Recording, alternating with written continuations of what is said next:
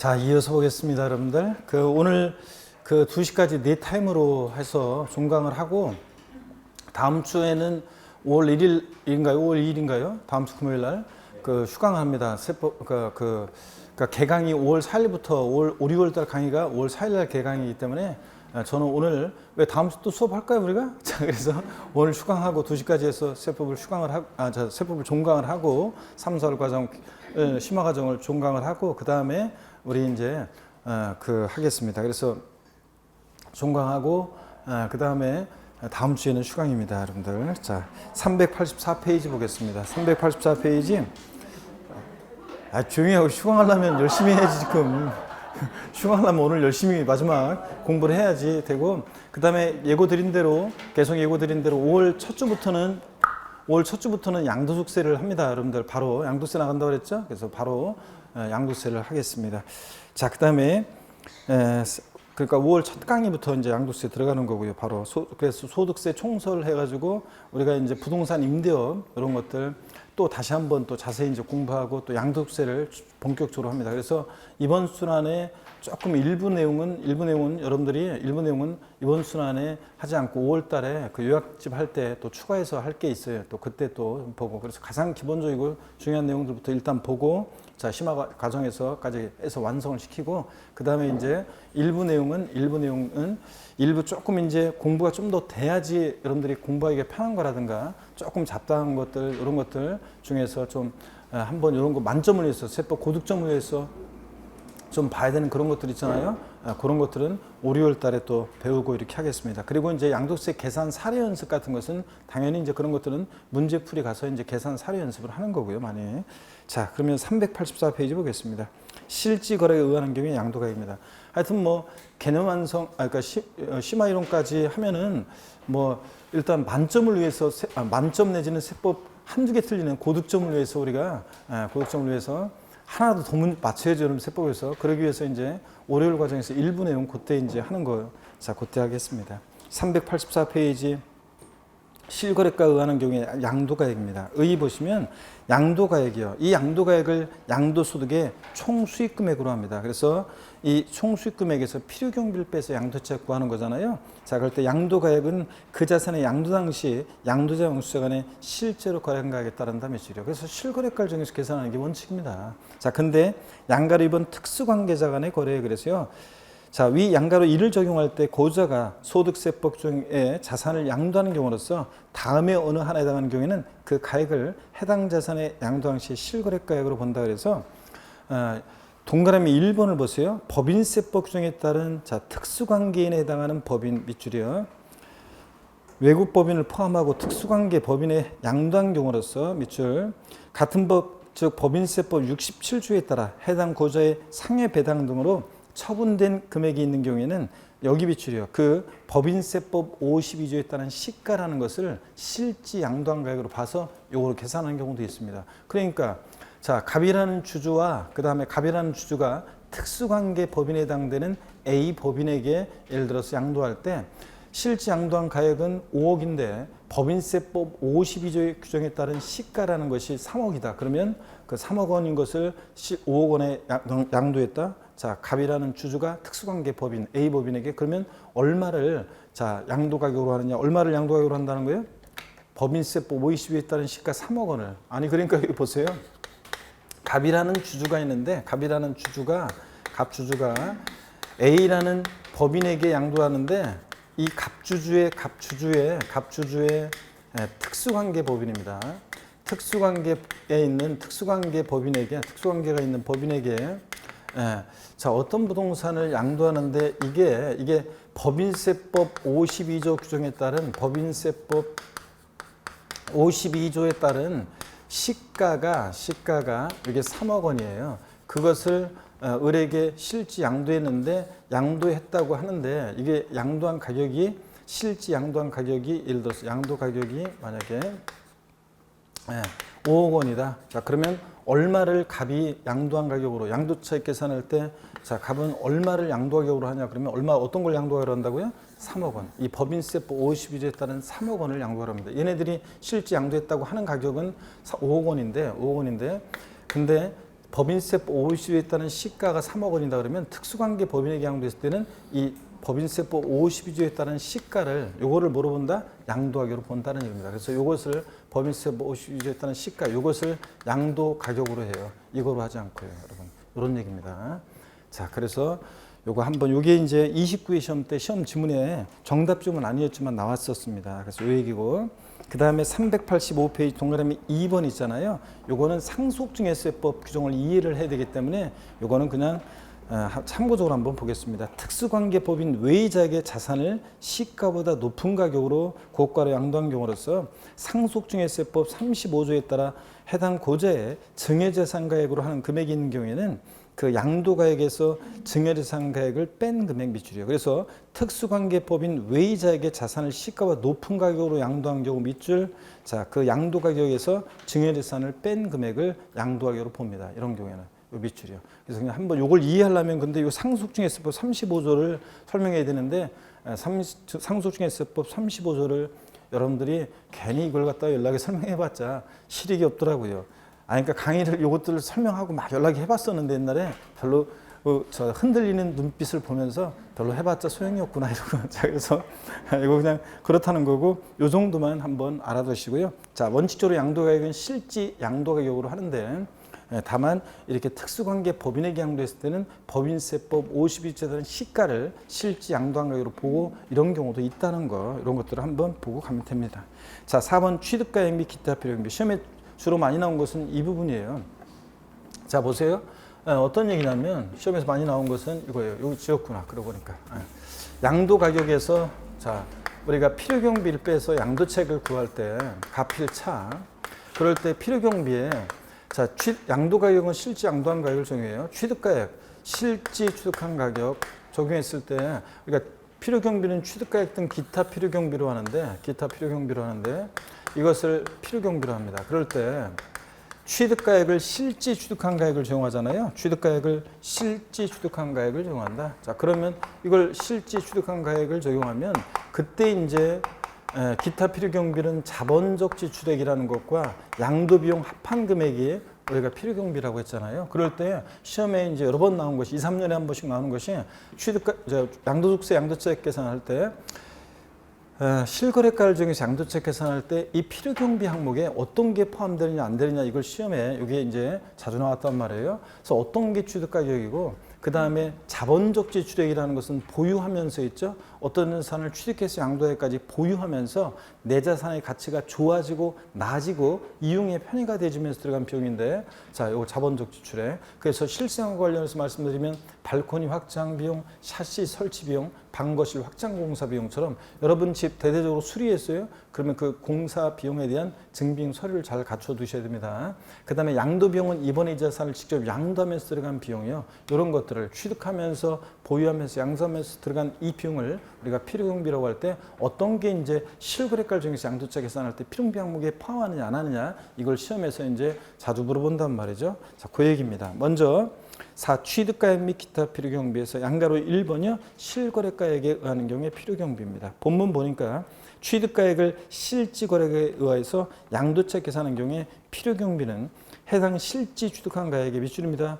자, 취득가액을 실거래가에서 양도책 계산할 때 필요경비는 해당 실지 취득한 가액의 자본적 지출액과 양도 직접 양도 비용을 합한 금액으로 한다 밑줄이에요. 시험에서는 뭐 지문에 이렇게 나온 적도 있어요. 취득가액을 실지 거래가액으로 하는 경우에 필요경비는 자본적 지출액을 합한 금액으로 한다. 맞죠, 여러분들? 이런 것들 포함한 금액입니다. 자, 이 경우 필요경비를 인정받기 위해서는 당연히 지급 사실을 증명할 수 있는 증빙 서류를 제출해 줘야 되고요. 그래서 그 계산식을 보니까 필요경비에서 취득가액, 기타 필요경비, 자, 취득가액을 실지 취득한 걸 중에 그럼 기타 필요경비는 자본적 지출액과 양도비용 합한 금액이고요. 자, 먼저 동그라미 1번 취득가액에 포함되는 경우 어떤 게 취득가액이냐? 자, 1 기억번이요. 취득 원가에 상당하는 가액인데 그 가로를 열어보면 밑줄입니다. 현재가치 할인차금, 폐 없이 잔존재에 부과된 부가가치세, 또 과세사업자가 면세사업자로 전환됨에 따라 납부한 부가세를 포함하되 계속 밑줄이요.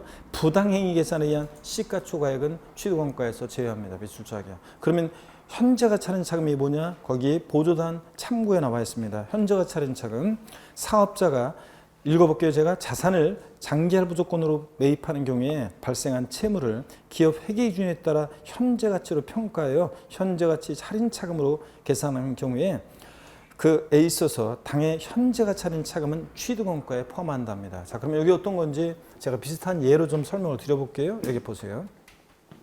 비슷한 예로 설명을 드리는데 비슷한 예로 자 이런 얘기입니다.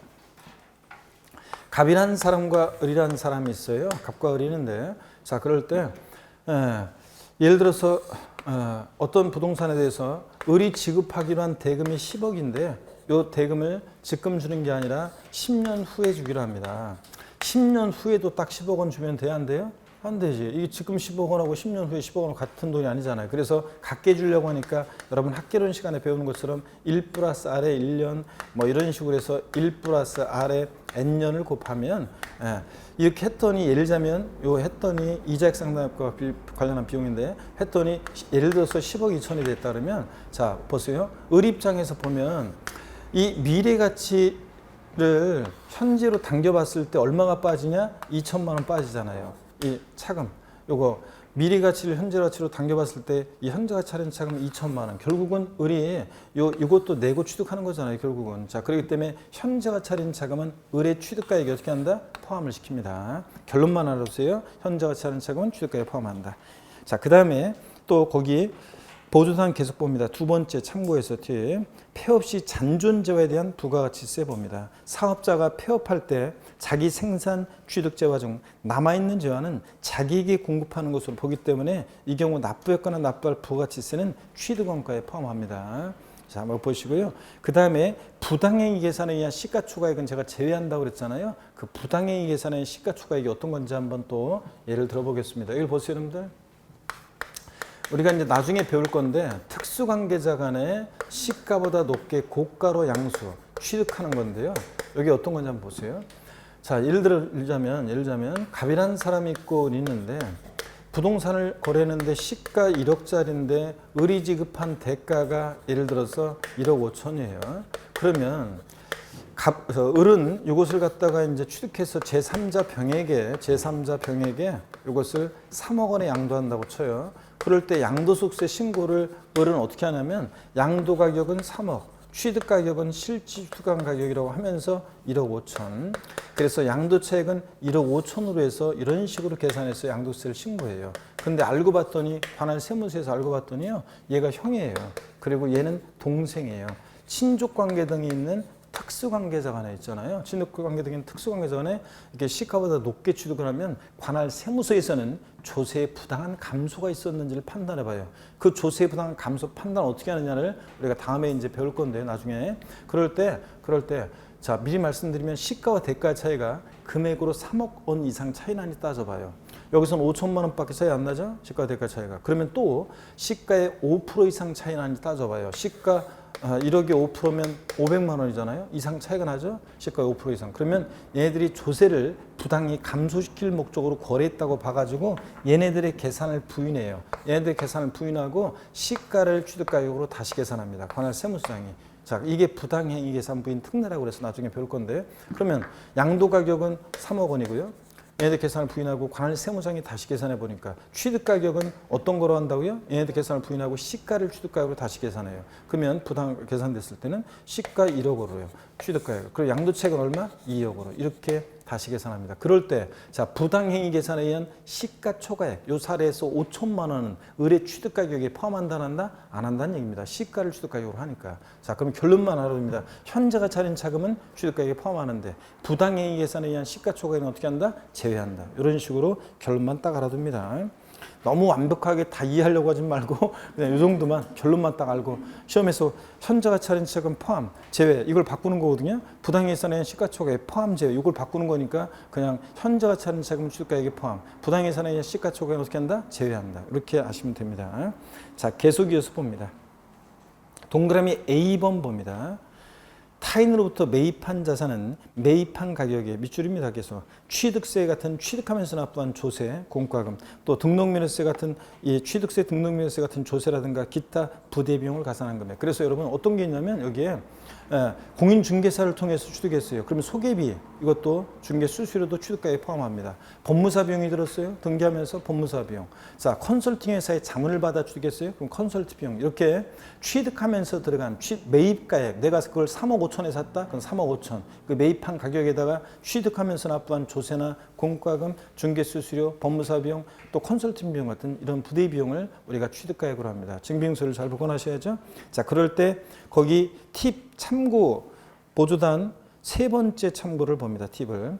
재산세, 종부세 등 보유세는 필요경비에 포함하지 않는다. 밑줄쫙이에요. 자, 이것도 꼭 알아두셔야 되는데 여러분 집 갖고 있으면서 여러분이 지금 매년 내는 재산세나 종부세는 그 집을 팔 때 여러분 그 집을 팔 때 그 재산세, 종부세 그동안 낸 거 필요경비에 포함한다 한다? 안 합니다. 아셨죠? 이건 자, 보유세는 필요경비에 포함하지 않습니다. 그 다음에 계속 이어서 봅니다. 심학습 내려와서 B번 보겠습니다.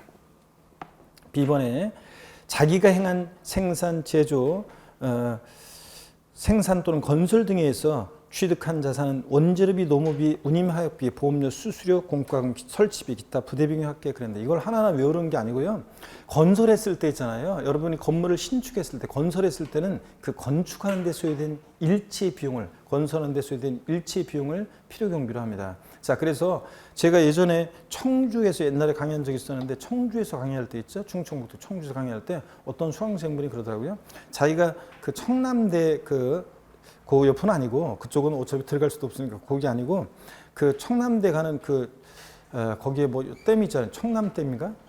대청댐인가? 하여튼 뭐 댐 있잖아요. 그 호수가 있잖아요. 거기 그 근처 그 들어가는 이쪽에 땅이 있어가지고 거기다 집을 이제 지었대요. 그런데 전원주택처럼 이제 자기가 나중에 이제 가서 살라고 그랬는데 그 집을 지을 때 어떤 뭐 시공회사에 맡긴 게 아니라 자기 친구가 건축업자여가지고 그 벽돌이라든가 자재라든가 이런 걸 사놓으면 그러면 그 친구가 와서 시간 될 때 와서 대충 공사를 좀 하다가 몇 사람 데리고 와서 공사 좀 하다가 그리고서 이제 또 가요. 그러면 또 이제 자재 또 좀 사놓으면 그 친구가 와서 시간 될 때 와서 좀 해주고 가고 막 이렇게 했대요. 그러다 보니까 띄엄띄엄 그렇게 하다 보니까 그냥 꼭 뭐 집을 멋지게 시간을 빨리 그러니까 촉박하게 집을 지어서 거기 들어가서 딱 살라고 한 게 아니라 그냥 딱 놀리기 뭐 하니까 그냥 집을 그냥 지어서 그냥 대충 이렇게 하려고 하다 보니까 그 증빙 서류 있잖아. 이런 것들을 제대로 보관을 안 했어요. 자재 사고 이런 거. 또 인건비도 있잖아요. 그냥 그때 그 친구한테 그냥 현금으로 대충 좀씩 주면은 그 친구가 그냥 뭐 제대로 돈을 준 게 아니죠. 그냥 제대로 어떻게 좀씩 주면 뭐 그냥 뭐 이렇게 하고 이렇게 하다 보니까 흐지부지 뭐 이렇게 하다 보니까 증빙서를 잘 안 갖췄어요. 그래가지고 이번에 그랬다가 나중에 이제 집에 완공돼서 좀 몇 년 갖고 있다가 그걸 이제 팔게 돼가지고 팔려고 하는데 자, 양도 가격은 이번에 파느라고 하는데 취득 가격, 증빙 서류가 하나도 없잖아요. 그래가지고 낭패를 보는 경우를 봤습니다. 그래서 건물을 건축했을 때는 이렇게 건설하는 데 들어간 일체 이런 비용 증빙서를 잘 보관하셔야 됩니다. 이런 것들이 건설할 때는 건설 가액, 여기에 취득 가액이 되고요. 자, 이렇게 한번 읽으시면 되고 니은번입니다. 취득에 관한 쟁소인 자산에 대해서 그 소유권 등을 확보하기 위해서 직접 소요된 소송, 화해비용 등의 금액으로서 밑줄 쫙입니다. 내가 그 자산을 취득하는데 소송 비용이 들었다, 화해 비용이 들었다, 그러면 필요경비에 포함합니다. 근데 그 지출한 연도의 각소득금액 계산에 있어서 필요경비에 산입된 것을 제외한 금액 되어 있는데요. 그 보조단 옆에다가 요 옆에다가 뭐라고 써놓냐면 저 얘기는 어떤 얘기냐? 그 뒷동네 얘기는 이런 얘기예요. 그 뒷동네 얘기는 이렇게 써놓으세요. 이중공제 방지 원칙이요. 이중공제 방지 원칙 필기가 돼 있어야 되는데, 예? 돼 있습니까, 여러분들? 지난 수란 과정을 들은 사람들은 필기가 돼 있어야 되고 없는 분들은 적어놓습니다. 이중공제 방지 원칙 써놓습니다. 자, 소송 화해 비용을요 보유할 때 다른 사업소득 금액 계산할 때 필요경비에 산입했어요. 자, 그랬는데 이번에 팔 때 이걸 또 필요경비에 포함을 시키면 돼야 한대요.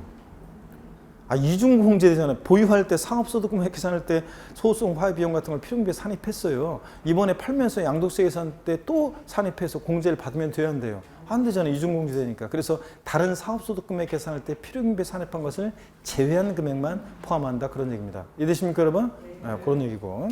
자, 그 다음에 동그라미 디귿번입니다. 또 밑줄입니다. 당사자 약정에 한 대금 지급 방법에 따라 취득 원가에 이자 상당액을 가산해서 거래가액을 확정하는 경우에 당해 이자 상당액은 취득 원가에 포함한다. 밑줄자예요. 여러분, 거래 대금이 예를 들어서 3억이에요. 근데 대금을 5년 동안 대금을 매달 분할해서 이렇게 납부하는 방식 분할해서 내가 대금을 줄게. 대신 그럼 이자 붙여야 되겠죠? 이자는 12%로 하자. 그때 이자도 내고 결국은 취득하는 거니까 거래 당사자 간에 대금 지급하는 방법에 따라 지급하기로 한 이런 이자 어떻게 한다? 취득가액에 포함합니다. 이런 이자. 근데 거기 보조단 오른쪽을 봅니다. 팁 맨 마지막 거요. 또 밑줄입니다. 주택 취득대금에 충당한 대출금 이자 지급액은 제외한다 밑줄이에요. 시험에 나왔었는데 여러분 집 살 때 대출받아 집 샀잖아요. 이렇게 지난순간에도 물어봤더니 한두 분만 여기서도 지금 오늘 한 명만 그냥 고개 끄덕끄덕 하나 지금 보니까 그죠? 대출받아 집 샀죠? 그래서 한 분만 끄덕거리고 주변을 둘러보세요. 지금 주변 사람들은 다 지금 부자들만 있어요 지금. 그래서 한 명만 대출받아 집 사고 나머지 분들은 그냥 돈들이 많아가지고 현금 부자들이어가지고 5억 쫙 계좌에서 10억 쫙 다 이렇게 집 샀죠? 그냥 있는 돈으로 그냥 집 살 때 돈들이 많아가지고 자 그래서 이렇게요. 자, 근데 왜 대답 안 해요? 그랬더니 어떤 분이 집이 없어요. 그런 분이 있었다고 했는데 어떤 간에 여러분 하여튼 주택구입시 대출금이자 같은 것은 취득가액에 포함한다 안 한다? 안 합니다. 여러분들. 자, 거래 당사자 간의 대금 지급하는 방법에 따라 지급하기로 한 이자가 포함되는 거고요. 넘어갑니다. 386페이지. 동그라미 2번 취득가액에서 제외되는 경우 보겠습니다. 기억번에 당초 약정에 의한 밑줄입니다. 당초 약정에 의한 거래가액의 지급길 지연으로 인해서 추가로 발생하는 이자 액상대액은 취득금가에 포함하지 않습니다. 자, 연체이자, 지연이자 있잖아요. 대금을 제때 지급하지 못하면서 붙게 된 지연이자, 연체이자는 취득가에 포함한다, 포함하지 않는다? 포함하지 않습니다. 이런 거요. 아까 주택 구입 시 대출금이자 포함하지 않는다고 그랬고요. 거래 당사자 간의 대금 지급받는 방법에 따라 지급하기로 한 이자가 포함되는 거고. 그죠? 이자 구별합니다. 그 다음에 니은번입니다. 현재가 니은하고 디귿번이 있잖아요. 니은하고 디귿번은 여러분이 그 앞에다가 묶어 놓으세요. 니은하고 디귿번은 또 묶어져 있어야 되는데 자 처음 듣는 분들은 묶어 놓습니다. 이중공제 방지 원칙 이렇게 써 놓습니다. 니은하고 디귿번 묶어서 이중공제 방지 원칙 이렇게 써 놓습니다. 요새 어제도 그렇고 제가 요새 보면 강의할 때 어제도 그렇고 이렇게 최근에 이렇게 뭐 인강 수강생분들은 아마 처음 와가지고 처음부터 요 양도세 요 강의만 지금 심화과정 강의만 처음 이렇게 이거를 딱 클릭해가지고 듣는 분은 없겠죠 인강 수강생들은. 근데 오프라인은 아무래도 이제 보면 지금 이제 학원에 등록해서 지금 오시는 분들 계시잖아요. 그래서 요새 강의하면서 어제도 그렇고 이렇게 보면 어제 강의한 것도 그렇고 보면 이렇게 오전반에도 한 분 오시고 저녁반에도 한 명 왔었는데 젊은 청춘 제가 보니까 한 20대 중반 정도 돼 보는 여성 수강생 한 명이 왔는데 저녁반에 왔는데 처음 딱 와가지고 강의하는데 하필이면 있잖아요. 하필이면 이렇게 하필이면 양도소득세 이것도 막 그 중간에 이렇게 계산 과정 이런 부분 이제 어려운 부분이잖아요. 이렇게 하필이면 이것도 처음 그냥 재산세 같은 거 할 때라든가 뭐 이런 거 할 때 좀 오지 차라리. 하필이면 이렇게 양도세 이거 하는데 딱 와가지고 그것도 아니면 전주라도 오던가 이번 주에 마지막에 딱 와가지고 딱 처음 왔는데 딱 들었더니 눈빛이 막 동공이 흔들리다가 나중에 초점이 없어지더니 수업 중간에 그냥 1시간 중간에 이렇게 누워버리더라고요. 이렇게 엎어져가지고 잠만 자더니 누워있더니 잠잔 건 아니고 누워있었겠죠. 누워있더니 그 다음에 이제 1시간 끝나니까 있잖아요. 안 갔어요. 갈 줄 알았는데 그랬더니 두 번째 시간이 시작했는데 또 있잖아요. 누워서 아예 그냥 한 5분 이렇게 있더니 그냥 계속 누워있더라고요. 엎어져 있더라고요. 엎어서 누워있더니 그랬더니 두 번째 시간 끝나고 조용히 짐 뿌려서 가더라고요.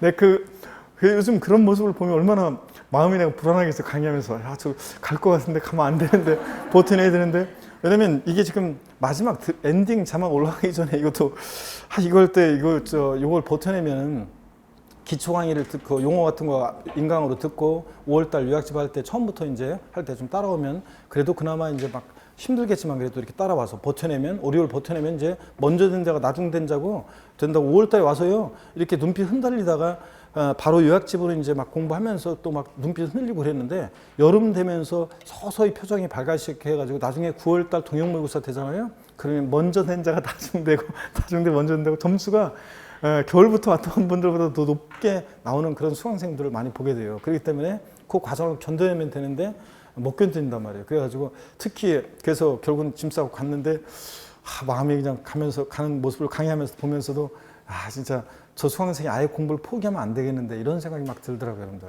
그런데 지금 와가지고 이렇게 듣는 분들은 오프라인에서 이게 적응이 아까도 내가 얼핏 얘기했잖아요. 적응이 되면 그게 들었는데 아 그렇구나 계산 구조 양도 차익 계산할 때 저런 식으로 계산하는구나 뭐 이게 지금 하필이면 이 부분 이런 게 이해가 되겠냐고요 여러분들. 환산 주가액 막 나오고 막 하니까 이게 안 돼 당연히. 그런데 근데 또 가는 분이 있어가지고 5월달에 다시 나오길 간절히 바라면서 한번 보겠습니다. 기초 강의를 들으셔야 되고요. 늦게 오신 분들은. 자 계속 봅니다. 시험은 집중력이 중요해요. 항상 제가 얘기하지만 시험은 막판 2달이고 막판 2달을 위해서 공부하는 거고 시험은 집중력이고 얼마나 집중력 있게 공부하느냐지 언제 왔느냐가 중요한 게 아니에요. 언제 내가 공부를 시작했냐가 중요한 게 아니라 얼마나 내가 공부를 집중력 있게 하느냐가 중요해요. 그래서 여러분들 그러니까 늦게 오신 분 먼저 와서 좀 공부되는 분도 시험용 공부는 자만할 것도 아니고 금방 휘발성 있게 날아가는 거 자만할 것도 아니고 또 늦게 왔다 그래서 모른다고 해서 포기할 것도 아니고요. 시험은 자, 그 과정들을 견뎌내고 잘 몰라도 완벽하게 이해한데도 일단 하여튼 눈에 찍어가지고 막판 2달에 하는 거니까 그때까지만 막판 2달 때까지만 대충 어떤 거라는 스토리는지만 알아놓고 대충 줄을 거놓은 다음에 2달 그냥 이해가 되든 안 되든 막판 2달에는 초능력으로 막 집어넣어가지고 잘 골라내면 객관식 시험 합격이에요 여러분. 그러니까 그렇게 합격한 사람들도 많아요. 그래가지고 결국은 나중에 물어보면 아무것도 몰라요. 그냥 얼떨결에 그냥 대충 비싼 거 합격해서 했기 때문에 몰라. 누가 물어보면 말을 못해. 근데 이제 제대로 의미를 알고 이게 이런 의미지 알고 공부하는 사람들은 어떤 사람들이냐 2학년이나 3학년 분들이 이게 이런 의미였지 맞아 이런 게 의미였지 이렇게 하면서 의미를 알고 공부하는데 자 어떤 간에 그러니까 시험은 어떻게 간에 합격만 하면 되는 거니까. 자 보겠습니다. 그래서 실망하지 말고 공부하시길 좀 당부드립니다 여러분들. 모의고사 같은 거 특히 실망하지 말고 점수 여러분들 그 실망하지 않기를 꼭 당부드리고요 여러분들. 자 계속 이어서 봅니다. 386페이지 동그라미 니은번 디귿번 제가 지금 이중공제 방지원칙 써놓으라고 그랬죠 앞에. 니은번 보겠습니다. 자 386페이지 맨 꼭대기 니은번 현재가 차린 자금을 취득 원가에 포함하는 경우에 있어서 양도재산의 기간 중에 그 현재가 차린 자금 상가액을 각연도의 사업소득금액 요 비율입니다. 현재가 차린 자금 상가액을 각연도의 사업소득금액 계산 시 필요금비 산입하였거나 산입할 금액이 있는 때는 이를 취득가에서 공제한다 몇 줄이야. 이중공제 방지원칙상 다른 소득금액 계산할 때 필요금비 산입했어요. 현재가 차린 자금 상가액이라는 것을 잘은 몰라도 자 그러면 이번에 또 공제를 받으면 돼야 안 돼요? 안 되지. 자 디귿번입니다.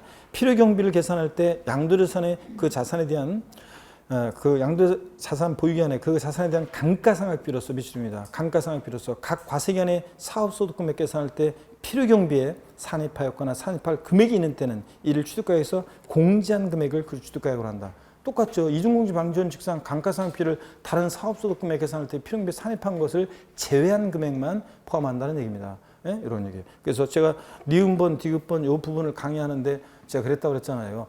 예전에 서울 강동에서 강의한 적이 있었는데 그때 어떤 수강생들 빽히는 속에서 어떤 30대 중고 수강생이 볼펜을 탁 내던지면서 말이 너무 어렵잖아요. 한 수강생이 있었다고 그랬잖아요. 이중공제 방지원칙만 생각하면 된다니까 여러분들. 그 다음에 니을번입니다.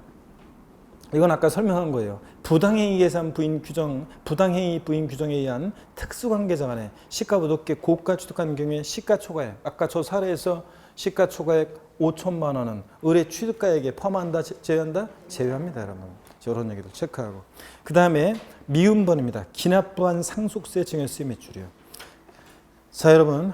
예전에 10년 전에 15년 전에 상속을 증여받았어요. 부동산을. 그러면서 그 당시에 상속세나 증여세를 냈어요. 이번에 이 자산을 갖고 있다 이번에 팔 때 양도세 계산 시에 옛날에 상속 증여받으면서 냈던 상속세나 증여세는 필요경비에 포함한다 안 한다? 안 합니다. 여러분들. 예? 요 얘기예요. 물론 증여세는 예외가 있는데 이건 아직 안 배웠어요. 이율과세 특례에 예외가 있는데 아직 안 배웠고 이건 나중에 말씀드릴게요. 어떻게 기납부한 상속세나 증여세는 원칙적으로 필요경비에 포함한다 안 한다? 안 합니다. 요거.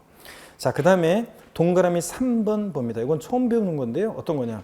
상속 증여받은 자산의 취득가액입니다. 상속 개실 또는 증여일 현재 비율이에요. 여기가 포인트예요. 상속 개실 또는 증여일 현재. 여기다가 여러분이 상속 개실 또는 증여일 현재 여기다가 여러분이 뭐라고 해놓냐면 돼지꼬리 땡냐에서 상속 개실 증여일 현재. 요거는 자 양도일 현재 X예요. 양도일 기준으로 하지 않아요. 옛날에 10년 전 뭐 8년 전 상속받았을 때 증여받았을 때 현재지 양도일 현재 아닙니다. 이번에 파는 양도일 현재도 아니고 등기일 현재도 아닙니다. 등기일 현재도 아니고 이렇게 해놓으세요. 예전에 상속 증여받았을 때 10년 전, 8년 전 그 상속계실 증여일 현재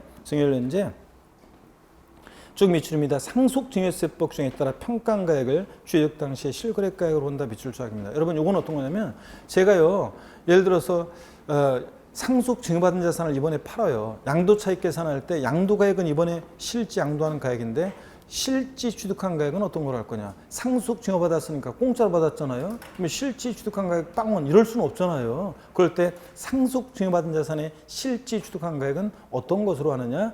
예전에 상속계실 그 증여일 현재 그 당시에 상속증여세법 규정에서 평가한 가액을 실지 취득한 가액으로 해서 양도차익 계산한다는 얘기입니다. 이해되십니까 여러분? 그때 상속증여세법 규정에 따라 평가한 가액이라는 게 뭐냐.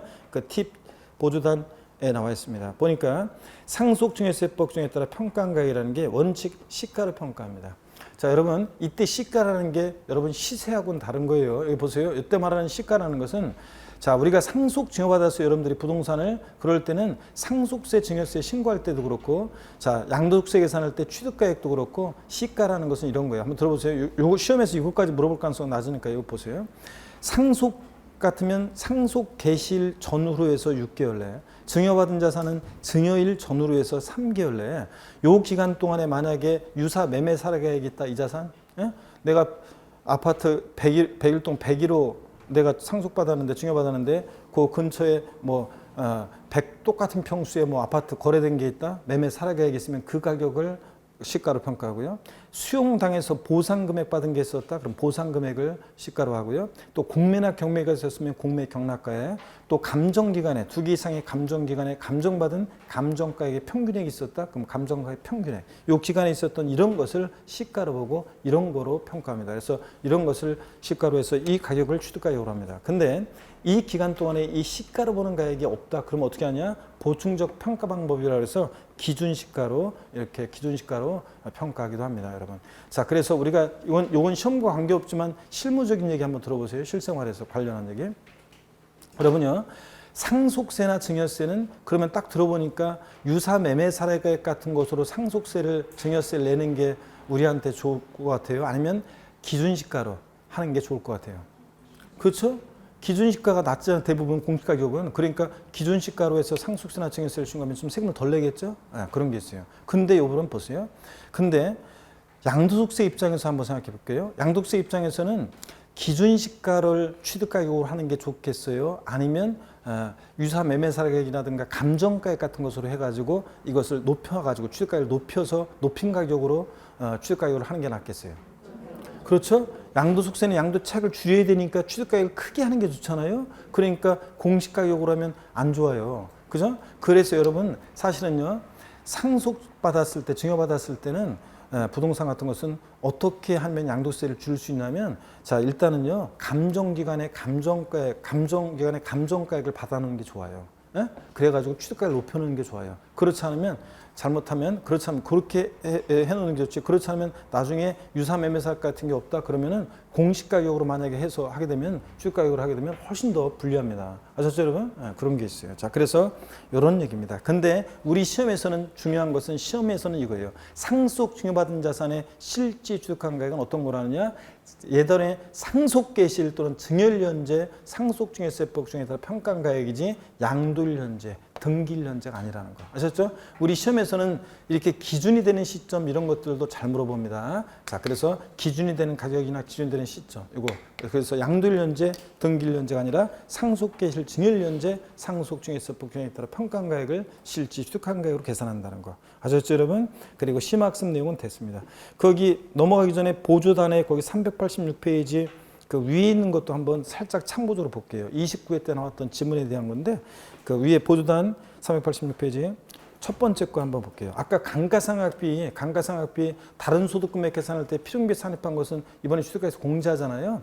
근데 참고 한번 봅니다. 소득세법 규정에 따른 취득가액을 계산할 때 감가상각비를 공제하는 것은 취득가액을 실거래가액으로 하는 경우뿐만 아니라 특이하게도 취득가액을 환산취득가액으로 할 때도 감가상각비를 필요 경비로 공제합니다. 여러분, 실거래가액으로 할 때뿐만 아니라 취득가액을 환산 취득가액으로 계산할 때도 특이하게도 감가상각비를 필요 경비로 공제한다, 적용한다는 거 한번 눈여겨보고 갑니다. 그 다음에 내려와서 386페이지 양가로 2번 실거래가에 의한 경우에 기타 필요 경비입니다. 자, 여기 보세요. 취득가액을 실지 취득한 가액을 적용할 때 우리 취득가액에 어떤 게 포함되고 포함되지 않는지를 봤습니다. 이해하면서 중도에 익혀두시되 포함되지 않는 것에 방점을 찍어서 기억하고요. 자, 그러면 취득가액을 실지 취득한 가액을 적용할 때는 기타 필요 경비는 자본적 지출액과 양도비용 합한 금액을 필요 경비로 합니다. 그럴 때 어떤 게 자본적 지출액이고 양도비용인지를 이제 보도록 하겠습니다. 먼저 동그라미 1번 자본적 지출액입니다. 동그라미 1번 자본적 지출액이란 뭐냐? 연필 같은 거, 볼펜 같은 거 줄을 한번 그어봅니다. 사업자가 소유하는 감가상각 자산의 내용연수, 수명을 연장시키거나 당해자산의 가치를 현실적으로 증가시키기 위해 지출한 수선비를 말합니다. 좋아지고 나아지면서 보유하면서 내 자산의 가치가 좋아지고 나아지면서 들어간 비용, 이런 게 자본적 지출액입니다. 말하자면 심학습 내용은 나중에 요약집할 때 제가 슬쩍 한번 설명드릴게요. 넘어갑니다. 387페이지 동그라미 니은번입니다. 양도자산을 취득한 후 쟁송인 경우에 그 소유권 확보를 위해서 직접 소유된 소송, 화해비용 등의 금액으로서, 자, 체크입니다. 이건 무슨 얘기냐면, 자, 내가 그 자산을 취득하면서 소송이나 소송을 통해서 취득했다. 취득할 때 화해비용이 들었다. 그러면 취득가액인데, 이건 취득하고 나서요, 내 소유권 확보를 위해서 들어간 소송, 화해비용입니다. 자, 그래서 내가 어떤 사람하고 또 부동산을 취득해서 갖고 있는데 어떤 애가 오더니 나한테 그런 거야. 야, 너 아무개 갑이랑 거래했지. 걔랑 나 사이에 애초에 거래가 있었는데 걔가 너한테 팔았잖아. 걔랑 나 사이에 애초에 무효 취소의 원인이 있고 넌 나한테 대항할 수 없는 제3자니까 빨리 내놔. 이럴 때 내가 소유권을 확보하기 위해서 직접 들어간 소송 화해비용 같은 거예요. 취득하고 나서 쟁송인 경우에 내 소유권 확보를 위해서 들어간 이런 소송 화해비용은 자본적 지출액으로서 필요경비에 포함합니다. 근데 그 지출한 연도에 각 소득 금액 계산에서 필요경비에 산입된 것을 제외한 금액만 포함합니다. 이 뒷동네 얘기는 또 뭐예요? 이중공제 방전직상. 다른 소득 금액 계산할 때 필요경비에 산입한 것을 제외한 금액만 이번에 양도세 예산 시에 필요경비에 포함하고요. 동그라미 D급번입니다. 공익사업을 위한 토지 등의 취득 및 보수에 관한 법률이나 그 밖의 법률에 따라 토지 등의 협의매수, 여기부터 비출이요. 토지 등의 협의매수 수용된 경우로서 그 보상금의 증액과 관련해서 직접 소유된 소송 화비용 등의 금액 비출이요. 내 토지 수용당했는데 보상금 작다고 보상금 증액과 관련한 이런 소송 화비용도 필요경비에 포함합니다. 근데 그 지출한 연도에 각 소득금액 계산에 있어서 필요경비에 산입된 것을 제외한 금액. 역시 이것도 뭐예요? 이중공제 방지원칙상. 다른 소득금액 계산할 때 필요경비에 산입한 것을 제외한 금액만 포함합니다. 이 경우 또 미출이요. 증액보상금을 한도로 한다. 그래서 토지 등이 수용당했을 때 토지 보상금 증액과 관련한 이런 소송 화해 비용은 증액보상금을 한도로 해서 필요경비에 포함됩니다.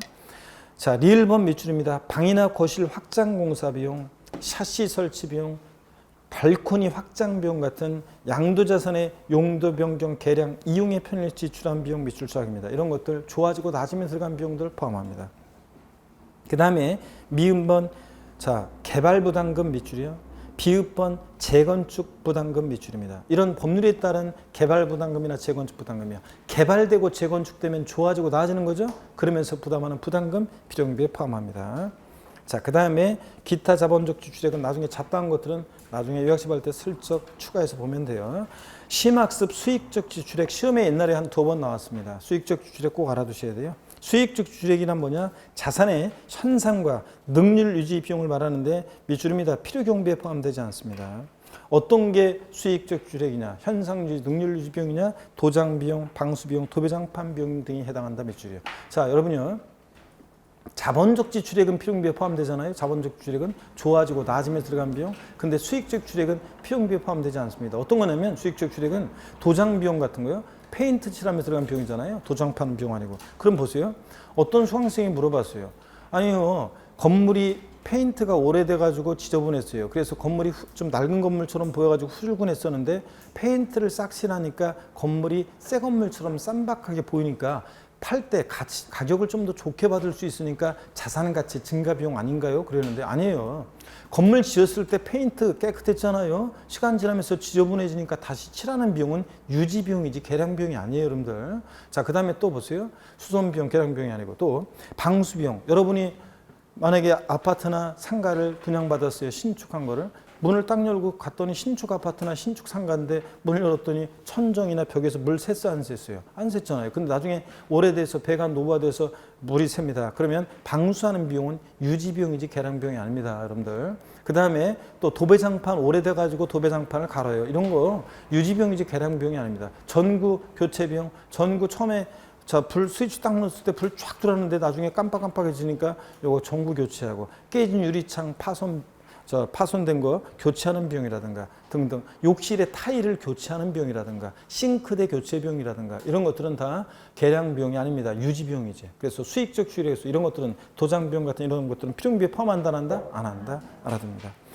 동그라미 2번 양도 직접 비용입니다. 거기 보조단 미출입니다. 양도 간접 비용은 필요비에 포함하지 않습니다. 이번에 이 자산을 직접 양담에 들어간 양도 직접 비용만 필요비에 포함합니다. 간접 비용 포함하지 않는다. 밑줄이고 넘어갑니다. 388페이지입니다. 어떤 게 양도 직접 비용이냐 그러면 A번에요. 주식 거래할 때는 증권 거래소요. 주식 거래할 때는 증권 거래소는 주식을 직접 양도하면 들어간 비용이죠. B번 이런 것들 다 체크하면서 눈에 기도해야 됩니다. 시험에 다 나왔던 것들이에요. 양도숙세 과세표준 신고서 작성 비용이요. 세무사를 통해서 신고했다. 신고서 작성 비용. 공증 비용, 계약서 작성 비용, 뭐 인지대, 중개사를 통해서 팔았다. 소개비 이런 것들이에요. 자, 우리가 중개 수수료는 여러분요. 중개사를 통해서 취득하면 그때 지급한 중개 수수료 소개비는 취득가에 포함하고 이번에 이 자산을 팔 때 중개사를 통해서 팔았어요. 그러면 그 소개비는 양도 비용으로 포함하는 겁니다. 자, 그 다음에 또 계속 이어서 봅니다. D번이요. 매매 계약에 따른 인도물을 이행하기 위해서 양도자가 지출한 명도 비용 같은 것도 이번에 이 자산을 직접 양도하면서 들어간 비용이잖아요. 이런 것들을 필요비에 포함합니다. 다 체크고. 니은번입니다. 이것도 체크입니다. 토지 건물을 취득함에 있어서 법령 등의 규정에 따라 매입한 국민주택 채권 및 토지 발채권을 만기 전에 양도하고 발생하는 이 매각 자산이에요. 여러분요. 우리가 부동산 취득할 때 의무적으로 매입하는 국민주택 채권이나 토지개발 채권이 있다. 그러면 이거는 우리가 흔히 만기 전에 다 금융기관 등에 바로 팝니다. 자, 만기 때까지 안 갖고 있고요. 그러면 만기 전에 파니까 액면가보다 낮게 팔겠죠? 그래서 속칭 와리깡 비용 발생하잖아요. 채권 매각 자산. 사람들이 다 관행적으로 이렇게 하기 때문에 우리 세법에서 이 채권 매각 자손을 양도 비용으로 인정해주고 있습니다. 자, 근데 가로를 봅니다. 이 경우 기획재정부령이 정하는 금융기관 외의자에게 양도한 경우에는 동일한 날에 금융기관에 양도했을 때 발생하는 매각 차손을 한도로 해서만 공제받을 수 있습니다. 자, 그래서 매매 상대방과 상관이 없는 게 아니라 자, 금융기관 외의자에게 양도했을 때는 악용의 소지가 있기 때문에 동일한 날에 금융기관에 양도했을 때 매각 차손을 한도로만 공제받을 수 있고요. 그 다음에 참고 위약금의 필요경비 산입 여부는 참고적으로 봅니다. 부동산 매매 계약의 해약으로 인해서 지급하는 위약금 등은 양도책 계산 시 필요경비로 공제되지 않습니다. 여러분들 이런 것들. 양도와 직접 관계가 없잖아요. 시험학습 적격증빙 등 이건 28회, 29회 두 번 연달아 나왔습니다. 1번 봅니다. 자본적 지출액 등의 필요경비를 인정받기 위해서는 세금계산서나 신용카드 매출전표 등의 증빙서류를 수치 보관하거나 이게 뭐냐면 이게 적격증빙이라는 건데 예전에는 적격증빙만 인정이 됐었는데 지금은 실제 지출 사실이 금융거래 증명서류, 즉 계좌이체 등에 의해서 확인이 되면 필요경비로 공제받을 수도 있습니다. 증빙서류가 됩니다. 그래서 자, 세금계산서나 신용카드 매출전표 수치 보관하는 것뿐만 아니라 이제 금융거래 자료, 계좌이체 등에 의해서 자, 대금 지급했다는 것이 확인이 되면 필요경비로 인정받을 수 있다 이런 거. 다 체크고요. 2번 다만 취득세 및 등록면허세는 납부용수이 없는 경우에도 필요경비로 공제 가능하다. 자, 취득세나 등록면허세는 시군구청에서 확인받을 수 있기 때문에 이거 납부용수이 없어도 인정받을 수 있습니다. 납부용수이 없는 취득세, 등록면허세는 필요경비로 공제받을 수 없다 그러면 틀려요. 자, 그리고 실거래가를 정해서 양도책 계산할 때 필요경비 이 표에다가 여러분이 별표시를 큼지막하게 해놓고 요건 여러분들이 필요경비에 포함하는 거 포함하지 않는 것을 여러분들이 요것은 딱 여러분이 혼자서 쭉 이게 제가 설명을 다 드렸으니까 여러분들이 이거 포함하는구나 포함하지 않는구나 요건 별표시 해놓고 여러분이 혼자서 정리를 하셔야 됩니다. 아셨죠 여러분? 요거는 혼자 여러분이 정리를 하셔야 되고요. 자, 그러면 계속 이어서 보겠습니다. 389페이지 여러분이 요거 문제를 보는데 중요 기출문제 한번 보겠습니다. 소득세법상 그 중요기출문제 두 번째 거 보세요. 첫 번째 거는 뭐 쉽습니다. 여러분이 보시면 되고 두 번째 거 중요기출문제. 소득세법상 고자가 국내 재산을 양도한 경우 양도세계 필요경비에 관한 설명으로 옳은 거 그랬습니다. 28회 때 기출문제 수정한 건데 1번 취득가액을 실거래가에 의하는 경우에 당초 약정에 의한 지급기일 지연으로 인해서 추가로 발생하는 이자액 상당액은 취득원가에 포함하지 아니한다. 지연이자 연체이자 포함해야 하네요. 안 합니다. 자, 그래서 맞죠? 1번 확실한 게 제가 맨날 이자는 주택구입 대출금이자 포함하지 않고 지연이자 연체이자 포함하지 않고 거래 당사자 간의 대금 지급 방법에 따라 지급하기라는 이자가 포함된다. 이렇게 맨날 비교해 드렸기 때문에 1번은 곤란할 수 있었던 문제가 됩니다. 자, 그래서 나머지는 안 봐도 딱 되잖아요. 2번 봅니다. 취득가액을 실거래가에 의하는 경우에 자본적 지출액도 실제로 실리된 가액에 의하므로 소득세법 중에 따른 증명서류를 수치 보관한 경우에 한해서 이를 필요금으로 인정한다. 최근에는 적격 증빙 요거만 인정되는 게 아니라 금융거래 자료, 즉 계좌이체 등 금융거래 증빙 서류에 있어도 필요금으로 인정받을 수 있잖아요. 그래서 하나여 요거 틀렸다고 보셔야 되고, 그 다음에 3번입니다. 소득세법 중에 따른 취득가액을 계산할 때 감가상각비를 공제하는 것은 취득가액을 실거래가액으로 하는 경우뿐만 아니라 특이하게도 취득가액을 환산가액으로 할 때, 환산가액으로 할 때 적용한다고 그랬죠? 적용하지 아니한다는 거 틀렸습니다. 4번입니다. 토지를 취득하면서 부수로 매입한 채권을 만기 전에 양도로 발생하는 매각 차손은 채권의 매매 상대방과 관계없이 전액 양도비용으로 인정한다. 여러분요, 아까 봤어요. 채권 매각 차손 필요금비 포함하는데 관행적으로 하기 때문에. 근데 다만 금융기관 외이자에게 양도했을 때는 동일한 날에 금융기관에 양도했을 때 매각 차손을 한도로 해서만 공제받는다고 그랬죠? 그러니까 매매 상대방과 상관없이 땡, 전액 땡입니다. 금융기관 외이자에게 양도했을 때는 같은 날에 금융기관에 양도했을 때 매각 차손 한도로만 공제해준다고 그랬습니다. 5번 취득세는 납부영수증이 없으면 필요금비로 인정되지 않습니까? 아닙니다. 납부영수증이 없어도 취득세나 등록매수는 필요금비로 인정받을 수 있습니다. 시군구청에서 확인받을 수 있기 때문에 넘어갑니다. 390페이지 양가로 3번을 봅니다. 취득 당시 실거래가액이 인정 또는 확인되지 않는 경우 그래서요. 추계 방법으로 할 때요. 자, 취득가액을 보세요. 여러분 본문 취득가액을 추계 방법에 의하는 경우에 필요경비는 추계 방법으로 정한 취득가액과 빗줄여 필요경비 계산 공제액을 합한 금액으로 한다 빗줄짝입니다. 자, 그러면 어떤 얘기인지 여기 한번 설명을 들어보겠습니다. 여러분 여기 보세요. 여기 어떤 얘기냐? 그러면 이런 얘기입니다. 요거까지 설명을 드리고 자, 가는 게 좋기 때문에 조금 늦었지만 한번 봅니다. 이 취득가액을 우리가 지금까지 이제 실지 취득한 가액을 적용할 때 실지 취득한 가액을 적용한다. 자, 그러면 이제 기타 필요경비는 자본적 취득과 양도비용 합한금액이고 어떤 게 필요경비에 포함하느냐 안 하느냐를 지금 배웠습니다. 자, 근데 이번에는 이거 이렇게 한번 해볼게요. 취득가액이 불분명해요.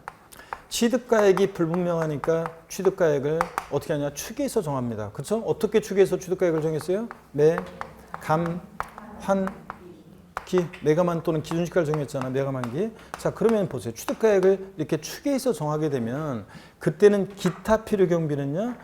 일일이 들어간 자본적 취득과 양도비용을 원칙적으로 적용하지 않고 이 기타 필요경비는 어떻게 하냐면 필요경비 계산 공제액이라고 해서 자산별로 일률적으로요. 필요경비 계산 공제액을 필요경비 계산 공제액을 기타 필요경비로 합니다. 필요경비 계산 공제액이라는 것을 우리가 기타 필요경비라고 해요. 자, 그러면 여러분 보세요. 필요경비 계산 공제액은 어떻게 적용하느냐? 필요경비 계산 공제액은 저를 보세요. 얘는 자산별로 일률적으로 하는데요. 토지, 건물, 토지, 건물 얘네들은 취득 당시 기준시가, 양도 당시가 아니에요. 취득할 당시 기준시가에다가 공제율 3%를 적용합니다. 미등기 양도하는 토지, 건물의 경우에 필요경비 계산 공제 적용을 배제하는 것은 아니고 불이익이 있어요. 등기된 토지, 건물은 3%인데 등기되지 않은 토지, 건물은 부동산은 0.3%의 필요경비 계산 공제를 인정합니다. 1,000분의 3. 근데 지상권이라든가 전세권, 지상권이나 전세권, 등기된 부동산 임차권 있죠? 얘네들은 취득 당시 기준가의 공제율 7%를 적용합니다. 7%를. 그리고 나머지 애들은 있죠. 나머지 아파트 당첨금 분양권 등 나머지 애들은 취득당시 기준가액 공제를 1%를 적용합니다. 자, 그러면 다시 들어보세요. 필요경비 계산 공제는 어느 때 적용하는 거냐? 취득가액이 확인 안 돼서 취득가액을 추계해서 매각 만기 이런 것을 취득가액을 정할 때, 추계해서 정할 때는 기타 필요경비는 일일이 들어간 병을 하지 않고 필요경비 계산 공제 자산별로 일률적으로 적용한다. 그럴 때 자, 필요경비 계산 공제율을 보세요. 3, 7, 1입니다. 뭔가 주부 수강생 여러분들 떠오르는 거 없어요? 3, 7, 1 그러면 떠오르는 게 없냐고요. 아, 떠오르는 게 있어야 되는데 친정엄마로부터 뭐 들은 거 없어요? 애 낳고 나서 며칠 되기 전에 감면 부종 탄다고 그랬어요? 3, 7, 1이요. 에? 아, 조상님들이 굉장히 과학적이에요. 왜냐하면 보세요. 굉장히 과학적인 게 그 신생아 태어났을 때 예전에는 애가 태어나면 대문에다가 금줄을 눌렀습니다. 그래서 새끼줄에다가 숯을 꽂아서요. 아들이면 그 사이에 빨간 꽃을 꽂아서 금줄을 눌렀습니다. 잡상이들은 함부로 들락거리지 말라고. 그죠? 부정 타지 말라는 건데 우리 옛 선조들이 말씀하신 것 중에 부정 타지 말라 뭐 한다 이런 부정이라는 게 되게 보면은 바이러스하고 관계된 게 많아요. 그러면 보세요. 신생 아직 바이러스 면역체계 형성 안 돼가지고 시작하잖아요. 그런데 이 사람 들럭거려가지고 야 그놈 이쁘네 막 하다 보면 바이러스 퍼뜨리잖아요. 그러니까 잡상인 들락거리지 말라고 금줄을 눌렀잖아요. 여러분 봅니다. 자, 필요경비가요. 계산공제를 나왔다. 며칠 되기 전에 감면 부정 타느냐. 높이로입니다, 여러분들. 3, 7, 1입니다. 맨 위에 토지 건물, 중간이 지상권, 전세권, 등기된 부동산 임차권, 나머지 다 1%입니다. 자, 필요경비 계산공제를 어떻게 외운다? 3, 7, 1입니다. 등기된 토지 건물 3%인데 미등기는 필요경비 계산공제를 배제하는 것은 아니고 불이익은 있지만 0.3% 인정한다는 거. 요까지 딱 기억합니다. 그러면 이 어떻게 계산하는 거냐면 이렇게 계산하는 거예요. 잘 보세요, 여러분. 만약에 취득가액이 불분명한데 확인되지 않는데 매매 살해가액이 있었는데 매매 살해가액이 예를 들어서 2억이라고 할게요. 그 다음에 취득 당시 기준시가가 1억이라고 할게요. 예를 들자면 그러면 공제율 3%니까 토지건물일 때 필요경비 계산 공제액은 얼마가 되는 거예요? 300만 원. 그러니까 필요경비는 2억 300만 원이 되는 겁니다. 예? 그래서 실지 양도한 가액이 3억이다. 3억에서 2억 300만 원 빼니까 양도차익은 9,700만 원. 이런 식으로 구하는 겁니다. 나중에 이제 계산 연습을 많이 할 거고요. 나중에. 자, 여러분 또 계속 봅니다. 교재 그래서 그런 얘기고 390페이지 그 동그라미 1번을 봅니다. 양가로 3번에 동그라미 1번. 취득가액 장부나 그 밖의 증명서류에서 해당 자산의 취득당 실거래가액 인정 확인할 수 없을 때 매, 감, 환 또는 기준가를 순차로 정해서 취득가액 산정할 수 있다. 그랬죠? 이런 걸 적용하는 거고 취득가액은. 그럴 때 필요경비상공제액은 양도책을 추계 방법에 의해서 계산할 때 기타 필요경비는 필요경비상공제액을 적용하는데 그 내용은 다음과 같다. 토지건물 취득 당시입니다. 양도 당시 아니라는 걸 주의하고 기준가의 3%. 자, 3의 동그라미. 미등장됐을 때 밑줄이요. 1,000분의 3, 0.3% 밑줄. 지상권, 전세권, 등기된 부동산 임차권 취득 당시가 7%. 자, 7의 동그라미. 나머지 취득 당시가의 1%, 1의 동그라미. 어떻게 외운다고요? 3, 7, 1. 높이로 외웁니다. 그리고 양가로 4번은요. 취득가액을 매각 만기 중에서 환산 취득가액으로 할 때는 또 계산하는 게 달라져요. 요거는 다음에 제가 만점에 우리가 이제 세법 고득점 만점을 위해서 난 한 12개만 맞겠다 그러면 요까지인데 난 기어코 만점을 내지는 고득점을 해보겠다 이런 분들은 우리가 다음에 제가 요거 고득점을 위해서 할 때 5월 달에 제가 설명드리고 문제풀이 할 때 기출문제라든가 이걸 통해서 우리가 이제 환산 취득가액을 취득가액으로 할 때 요거는 5월 달에 배우도록 하겠습니다. 그때는 계산식이 달라지는데 그게 양가로 4번이에요. 나중에 계산 사례를 통해서 연습을 통해서 이런 거를 공부하겠습니다. 자, 그래서 그때 공부하기로 하고요. 그 다음에 5번 부담보 증여시 양도차익 계산. 자, 양도차익 계산 이것은 작년에 추가가 됐어요. 작년에 추가가 됐는데